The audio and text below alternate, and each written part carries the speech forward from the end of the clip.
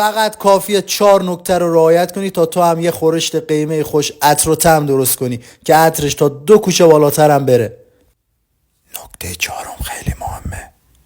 اول پیاز رو تفت بدید، گوشت رو اضافه کنید. نکته اول، ران و دنده گوسفندی حتما استفاده کنید.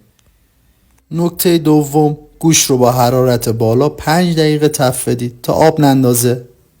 نکته سوم، بعد از تفت دادن گوشت فلفل سیاه رو اضافه کنید که باعث نرم شدن گوشتتون میشه. حالا آب رو اضافه کنید تا جایی که روی گوشت رو بگیره.